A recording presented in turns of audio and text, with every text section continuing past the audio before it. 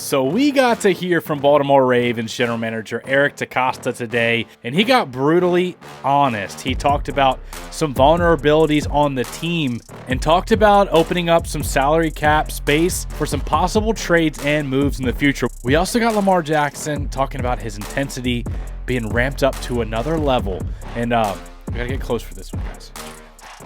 The Baltimore Ravens play football in 7 days, 1 week. Against the Kansas City Chiefs, man. I hope you guys are fired up and ready to go, man. Football's right around the corner. We're 1 week away. We got our top takeaways from these two interviews from the general manager, from Lamar Jackson. Plus, we got the Ravens announcing when they're pulling out these new helmets, salary cap updates, and much more. So welcome in to another episode of Ravens Reports. It's your guy Noah here with For the Flock. As always, bringing you guys our top 5 news reports and storylines coming out of our Ravens today. At number 1, let's talk about our highlights from the Eric Decosta interview addressing the media today. So, first of all, let's talk about how he got brutally honest, okay? He specific when I heard him say this, I was truly surprised, okay?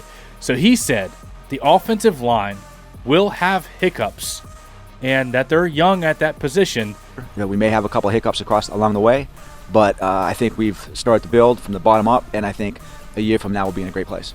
And he says they'll be great in a great spot in a year from now. He says in 2025, the Ravens offensive line will be in a great spot, kind of alluding to me. I'm like, well, are you saying it's not going to be in a good spot this year? He just acknowledged that there's going to be some hiccups early on in the season. Now, let's hope not. This has been the biggest concern for Baltimore Ravens fans. I keep hearing about it every day in the comments section below. And by the way, real quick, I noticed almost 50% of our audience from the last video is not subscribed. A lot of times people don't even know they're not subscribed. And if you come by the channel, you watch the videos, you enjoy them, YouTube just keeps, feeding you the content. A lot of times people don't know they're subscribed. Make sure you got the subscribe and notification bell on so you don't miss any Ravens news, updates, previews, anything we got planned for you guys this season. It's going to be a lot of fun. But here's what Eric Decosta had to say about the offensive line. Well, I mean, I think there's a little bit of an unknown just because we haven't played as a unit in games. We've seen them in practice. Tyler, getting hurt early on in camp probably wasn't ideal, but, not having a Pro Bowl center out there, that's kind of the guy that drives the car in a lot of ways on the offensive line. He's the guy that typically will adjust the line and works hand in hand with the quarterback on things like protections and stuff. Very important position. We're blessed to have one of the best guys in the league. I think across the board, we made the decision to start to build up the offensive line with young players.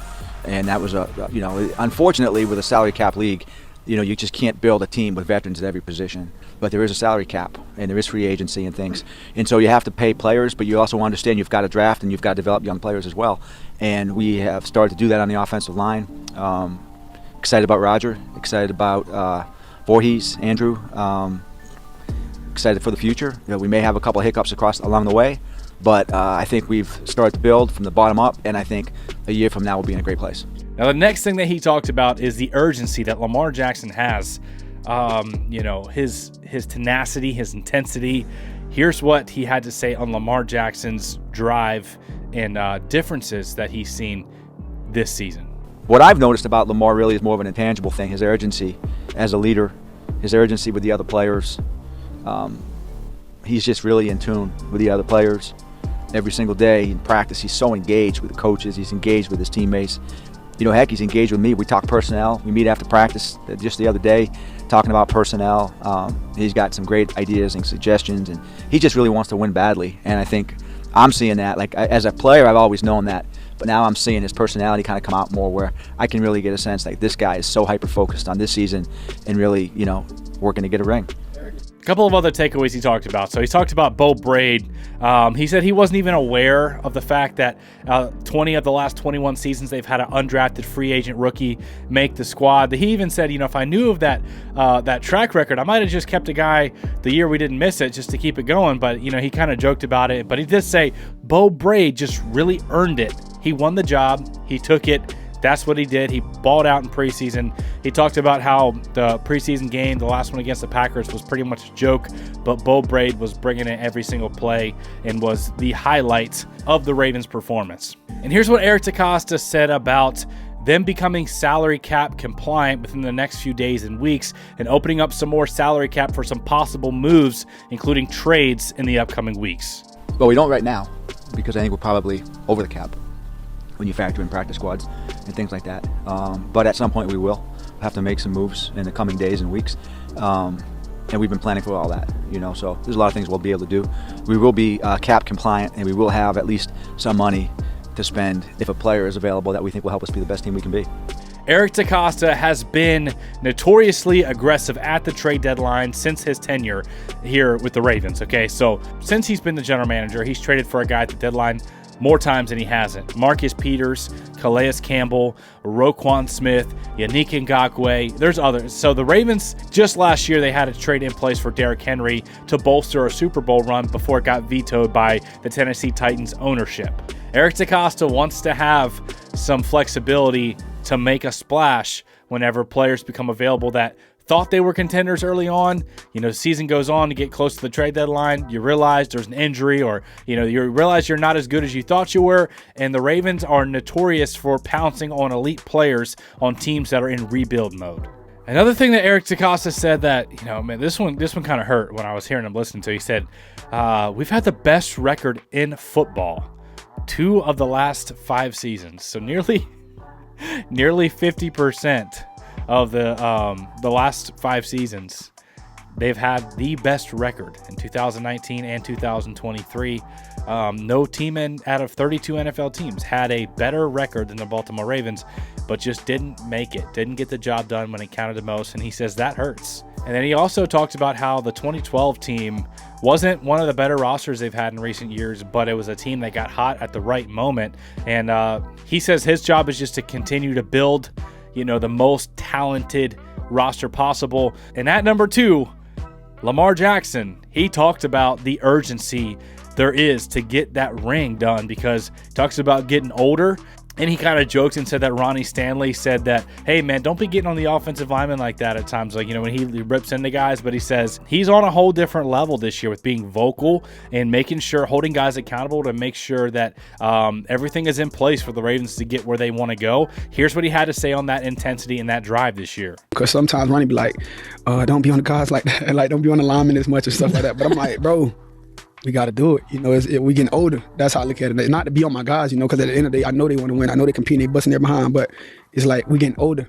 They need to hear that from me sometimes, because me just sitting back, it's like, okay, Lamar got it, but it's like, no, I need y'all to have me so I could have it, stuff like that. Just motivation. It's not never coming from a bad place. It's always motivation to my guys, but it's how I come by, because they're not used to me speaking that much, probably in the locker room just playing around, but on that field, they see on another side of me like, nah, I'm hungry, so everybody got to be hungry. Another thing that I took away from the interview on the Baltimore Ravens, the Lounge podcast on the YouTube channel, make sure you guys go check it out. It was a great interview. Of course, after you finish watching this video, Lamar Jackson talked about his speed being different this year and talking about how he's still, like, if he goes to run, he said he's not playing around. Like, if he sees a lane, he'll take it the distance.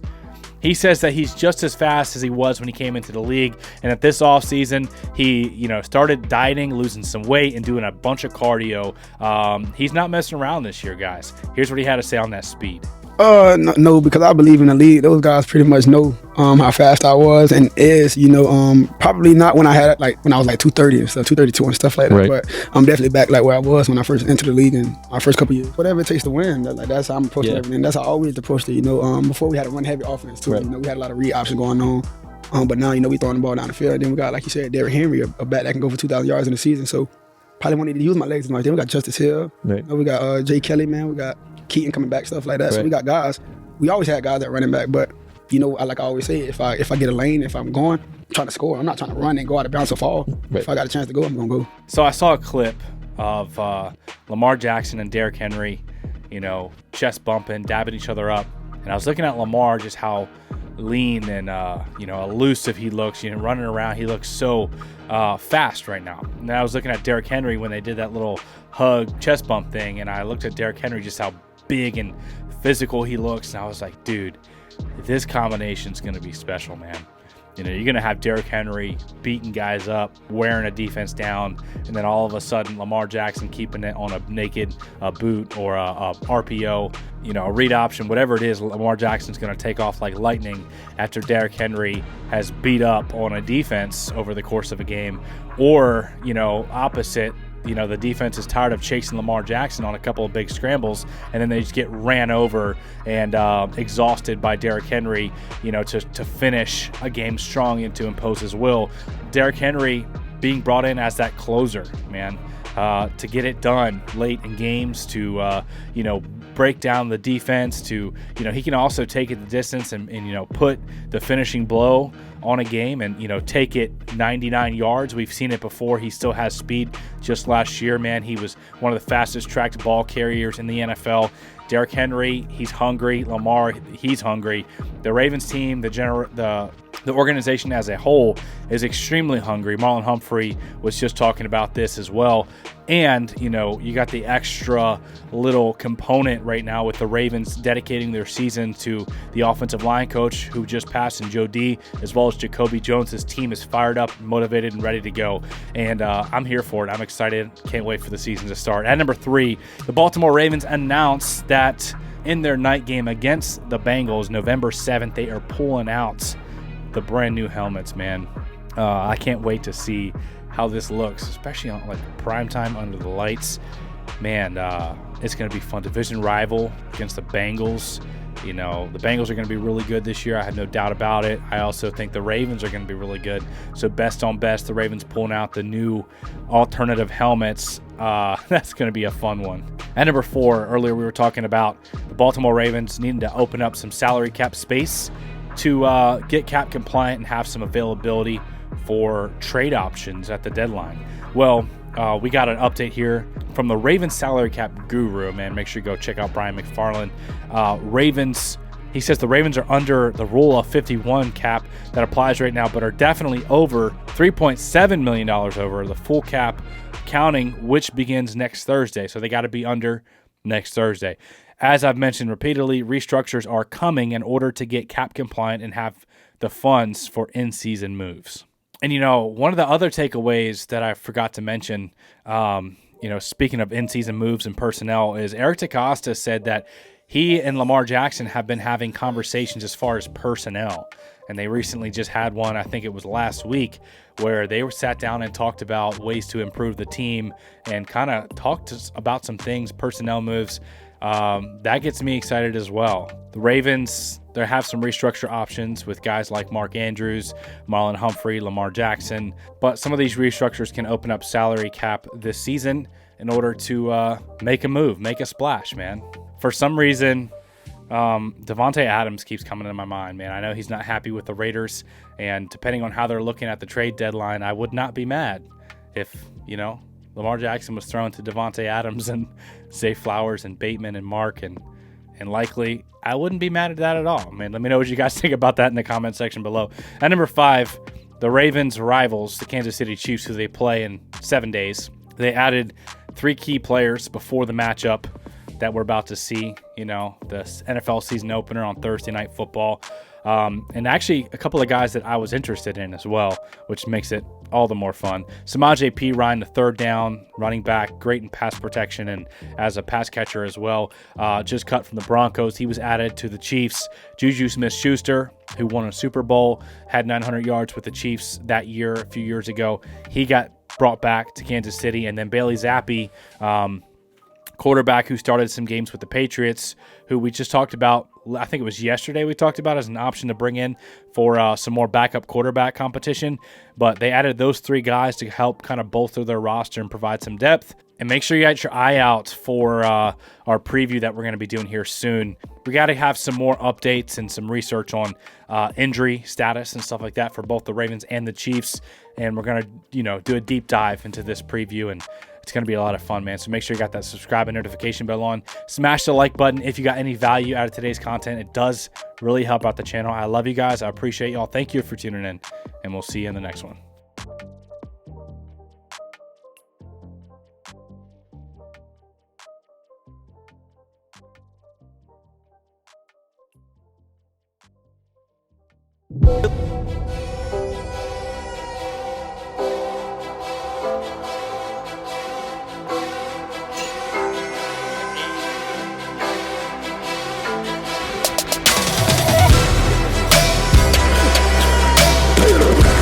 When he wasn't looking, he ran me over.